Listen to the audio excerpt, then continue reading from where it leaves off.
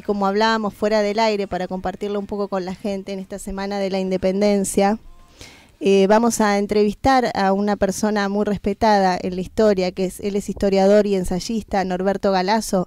¿Qué tal? Buenas tardes, Inés Busquets te habla. ¿Qué tal? ¿Cómo te va? Bien, muy bien. Bueno, como les contaba a los chicos, usted pertenece a la corriente del revisionismo histórico. Sí, Felipe Varela. Entonces me gustaría, como para arrancar, que nos pueda explicar de esta corriente. Bueno, cuando es un poquito largo el asunto, pero vamos a abreviarlo, cuando un sector minoritario y oligárquico se posiciona del gobierno de un país, como ocurrió con el triunfo de Mitre después de Pavón, se consolida como clase dominante, generalmente trata de influir sobre el resto de la sociedad con sus concepciones, con sus ideas que tiene de la historia, de la economía, de la literatura. Esto lo hace naturalmente porque además es la clase más poderosa, la que tiene las editoriales, la que tiene diarios importantes como el diario La Nación en aquel momento, que ya en 1870 Mitre lo había fundado. Tiene las academias, tiene el control del Ministerio de Educación. Y entonces de allí surgió una historia que responde al criterio de lo que ha pasado visto por esos sectores minoritarios, en concreto los estancieros de la Pampa Húmeda y los grandes comerciantes, importadores y exportadores ligados a Inglaterra. De allí surgió esa historia, que es la historia oficial, la historia mitrista, la historia escolar. Y bueno, en determinado momento aparecieron figuras que empezaron a oponerse a esa historia con fundamento. Adolfo Saldías, por ejemplo, Ricardo Rojas, allá lejos y hace tiempo, David Peña, y especialmente en los años 30 apareció un revisionismo, es decir, una forma de revisar la historia, un poco impregnado de un nacionalismo muy católico, en los años 30, que dio otra versión de la historia, convirtiendo a Rosas en el principal elemento de esa historia y atacando a los unitarios militaristas que habían hecho la otra historia. De allí surgieron confrontaciones históricas y hoy hay una historia todavía oficial que se expresa en los letreros de las calles, los nombres de los pueblos, que es la vieja historia, un poco, digamos, ayornada o mejorada de alguna manera en la historia social, que es la que domina en muchas universidades.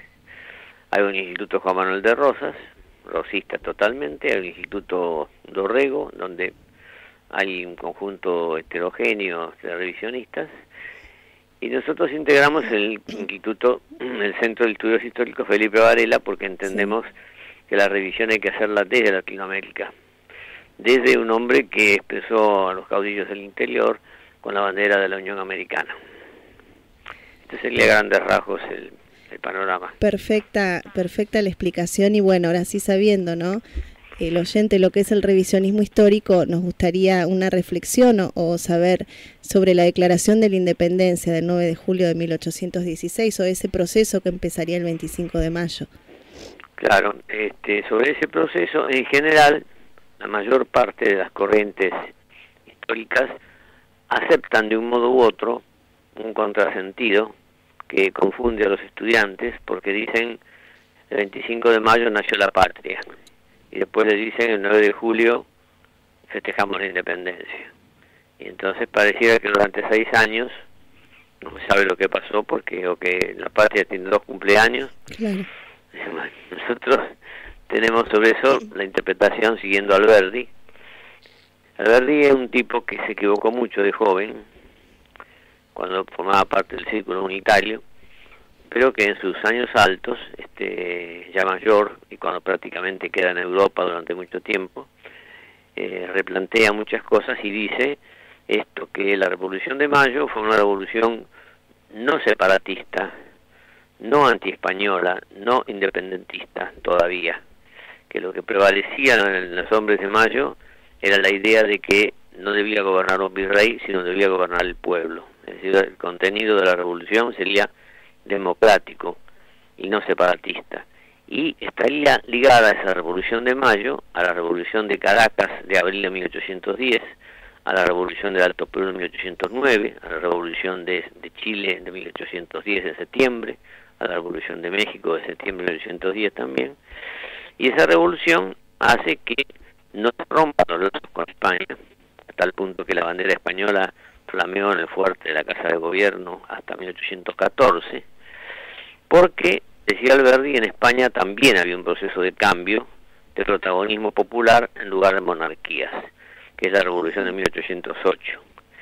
Y tanto estas revoluciones hispanoamericanas como la Revolución de España respondían en definitiva a los sucesos producidos en julio de 1789 en Francia, es decir, la terminación del absolutismo y el inicio de los derechos humanos, lo que San Martín llamaba el Evangelio de los Derechos del Hombre.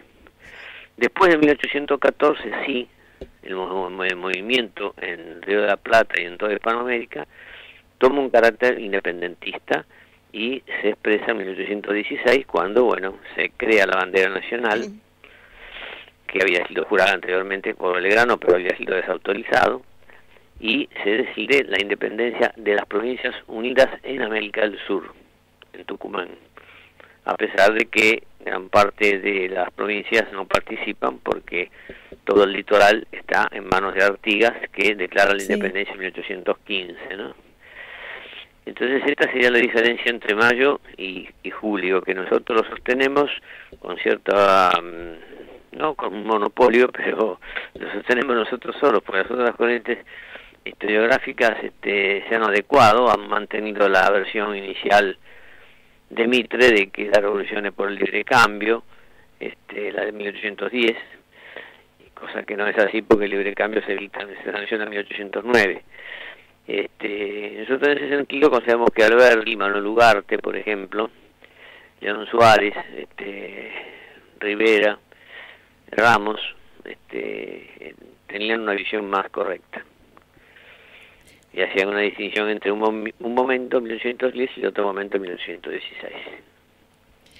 ¿Quién sería, ¿no?, en este proceso los personajes de alguna manera que oculta la historia oficial? Y los oculta en la medida en que no les da debida importancia. El protagonismo popular en 25 de mayo de 1810 está dado por un grupo de abogados, es decir, Moreno sustancialmente, que es el hombre que goza un programa, un proyecto de gobierno, acompañado por Belgrano y Castelli, pero en la Plaza de Mayo son los infernales los que hacen los alborotos, exigen el cabildo abierto. ¿Y quiénes son? Son French, que era un cartero que en determinado momento se lanza a la revolución, cree que hay que cambiarlo todo, Beruti, que era un empleado del Estado, Donado, que era un tipógrafo, Arzac, que estaba desocupado en ese momento. Es decir, esos hombres, Pancho Planes, por ejemplo, eso todo es conocido, olvidados por la historia, son los que agitan, son los agitadores de la plaza, los que nosotros llamamos los activistas o los militantes, que son los que hacen que la gente vaya a la plaza y proteste y exija y reclame, ¿no es cierto? Y después, bueno, en 1816 el protagonismo también son los ejércitos de San Martín, que están formados por indios, por mestizos, por negros. San Martín incorpora a los negros al ejército y los declara libres, cosa que también hace Bolívar. Es decir, el protagonismo popular se da en los dos casos, y en nuestra visión el protagonismo popular es fundamentalmente lo que hace llevar al país adelante, a pesar de todos los retrocesos y dificultades, golpes de Estado y cosas que se han producido, pero que se expresan en lo que se llamaba despectivamente las chusmas irigoyenistas, en 1916, que lograron el sufragio libre, y en los obreros del 17 de octubre del 45, que cubren la plaza y exigen la liberación de Perón, ¿no? Vos, perdón, usted, ¿cree que podría incorporarse en algún momento en todo este cambio de estructuras que estamos viviendo el revisionismo histórico en el sistema educativo? Lo estamos haciendo de un modo u otro. Yo hablo habitualmente en escuelas hemos hecho en la gestión que hizo Mario Porto como director de escuelas en la provincia.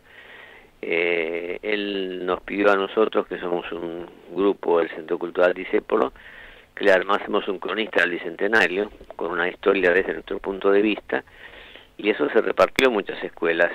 Lo que pasa es que en algunas escuelas los lectores, como no les gustaba, por ejemplo, que se dijera que Rivadavia había hecho un negocio terriblemente malo con el empréstito Baring Brothers, y lo bajábamos del pedestal a Rivadavia, por ahí no lo repartían. Pero esos periódicos hicimos 6 el año pasado, llegamos hasta el análisis de la presidencia de Sarmiento, y muchos maestros jóvenes lo han tomado en cuenta. Se percibe en los colegios cuando uno va que hay chicos que se dan cuenta de que quieren una historia no de grandes héroes, sino de una historia más humana, más real, ¿no? Que lo relacione, por ejemplo, a Felipe Varela con este fenómeno del UNASUR.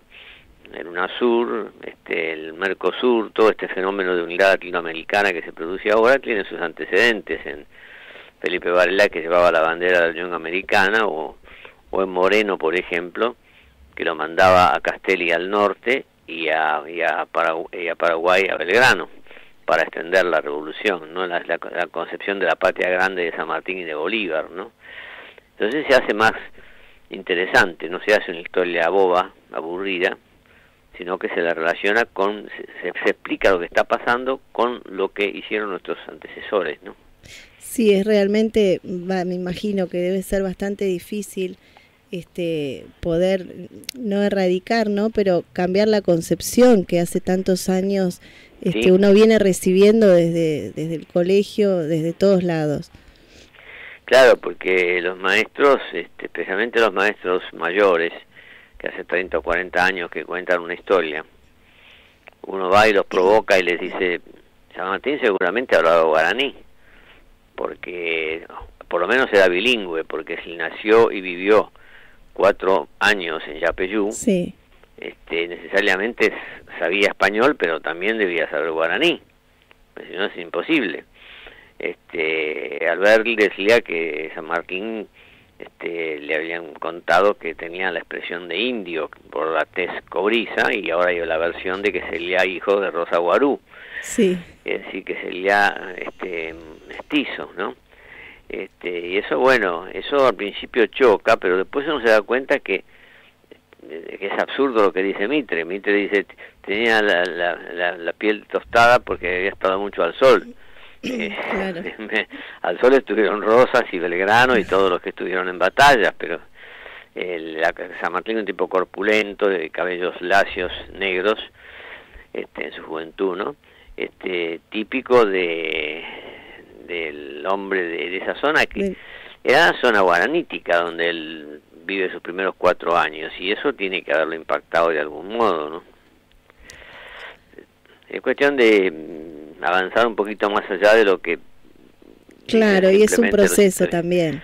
Y claro, porque... Pero los maestros jóvenes, nosotros estamos haciendo, por ejemplo, curso de capacitación con UTE, que es la Unión de Trabajadores de Educación acá en Buenos Aires, y con CETERA y SUTEBA en Provincia de Buenos Aires, y hay una gran receptividad, porque entonces uno entiende por qué determinadas cosas, por qué ahora estamos en una visión latinoamericana, por qué la Argentina vieja miró hacia el Atlántico y la Argentina actual está volviendo a mirar como en 1810 hacia el interior. Sí. Entonces se clarifican un poco las cosas del futuro más que del pasado. Seguramente. Hola, ¿qué tal? Buenas tardes, Santiago le habla. Sí, ¿qué tal? Un placer hablar con ustedes.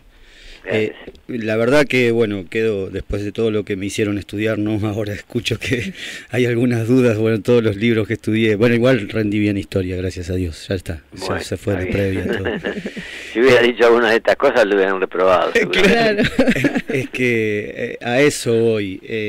No, ¿cómo queda la historia a partir de hoy en día? ¿Qué pasa?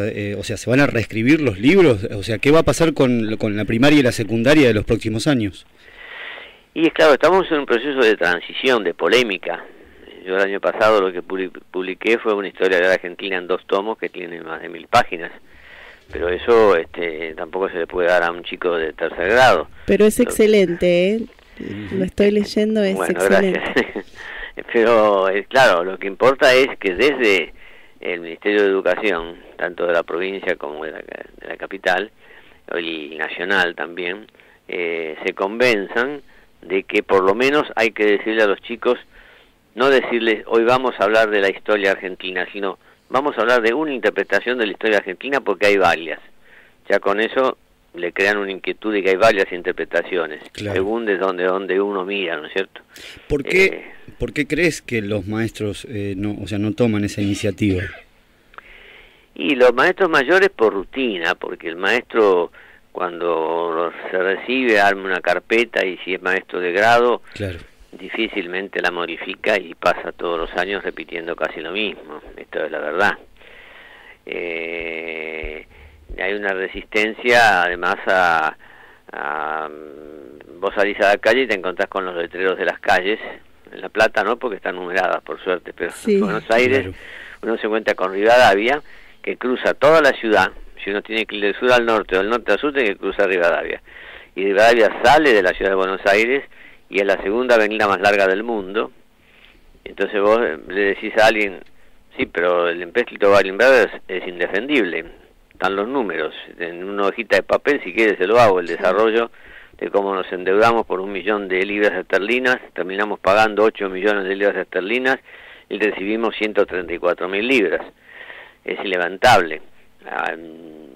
Uno puede tener duda de que lo hizo de tonto o lo hizo de pícaro, no sé, porque en realidad él no hizo la negociación la hicieron Robertson y Castro, pero eso es indefendible. Entonces la gente joven es mucho más receptiva.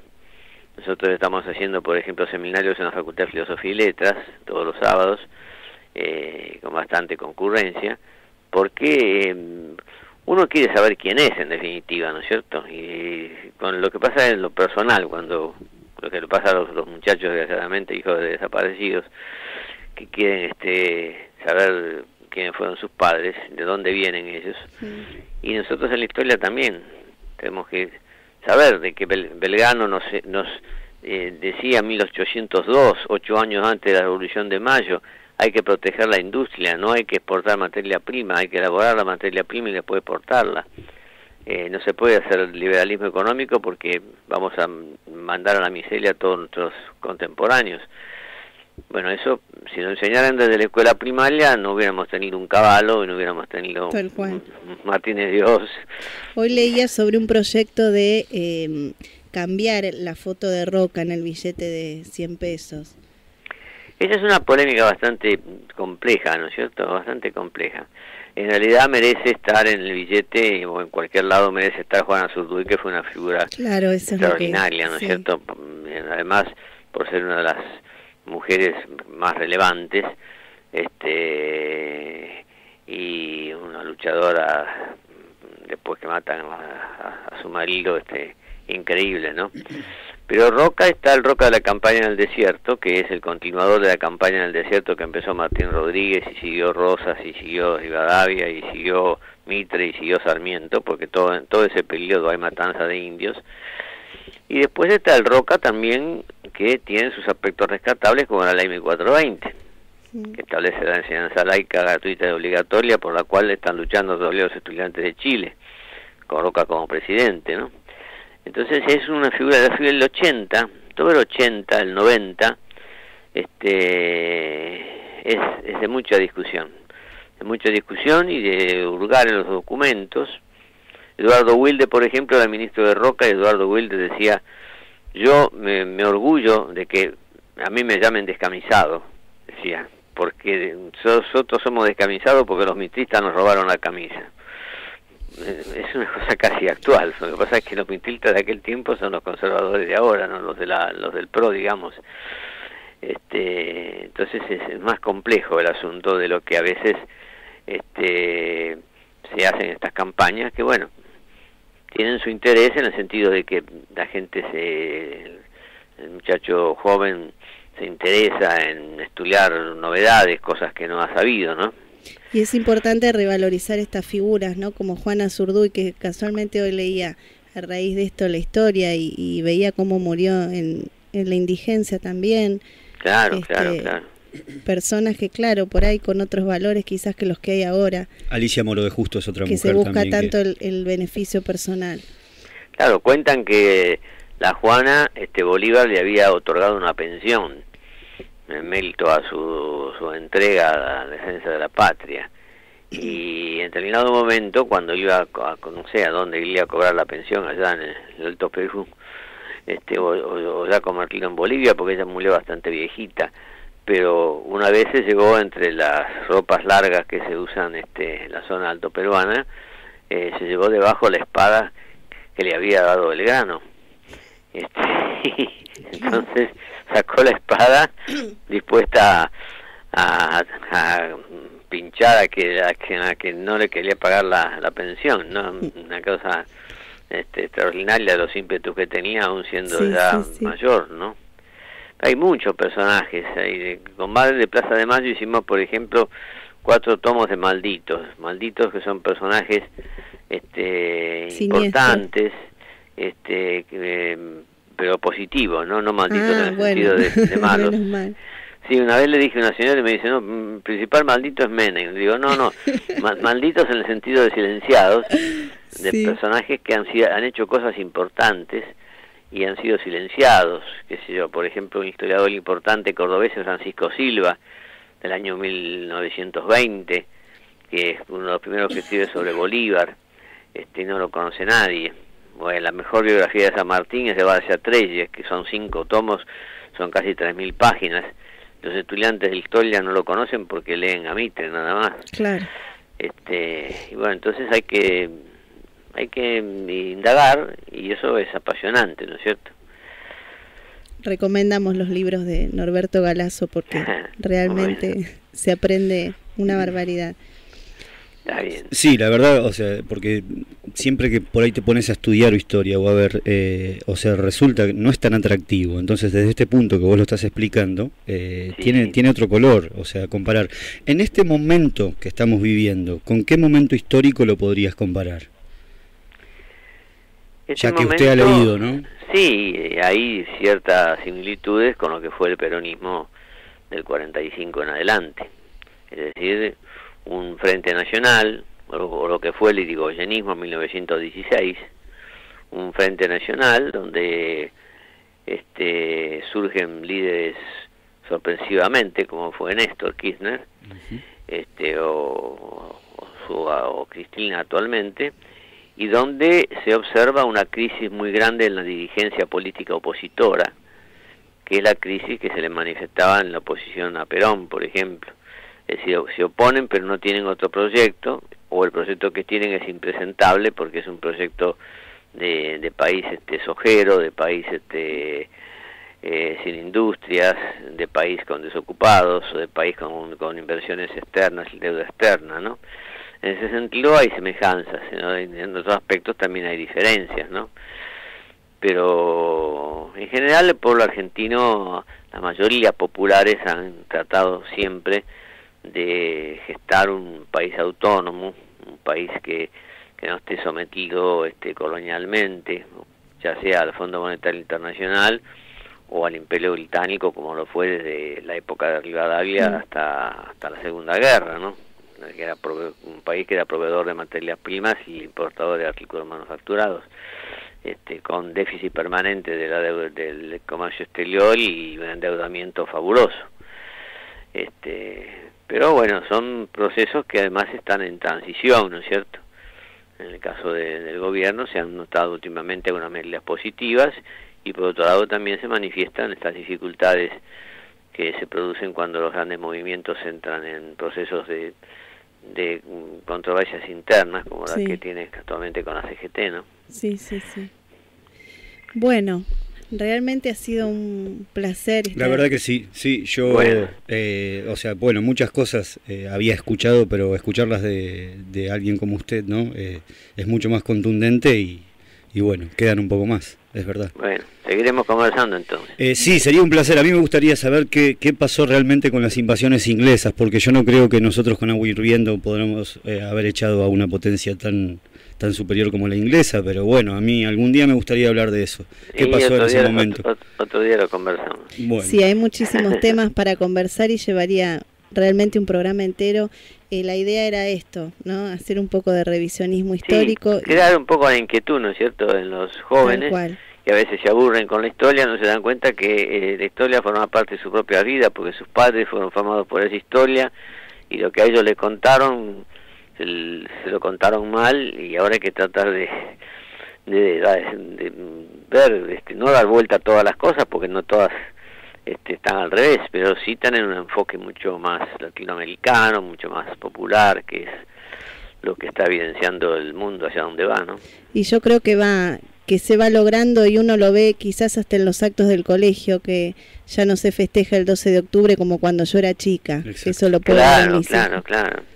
Claro, porque era un absurdo decir que el 12 de octubre nosotros descubrimos América. Los que descubrieron América tienen que festejarlo son los europeos que vinieron a conquistarnos. Claro. Nosotros éramos América, no podemos descubrirnos a nosotros mismos. Pero bueno, son cosas que ahora caen de su propio peso cuando uno se da cuenta que fue errado, bueno, hay que corregir. Tal cual, se va dando de a poco. Muchísimas gracias y bueno, un placer enorme.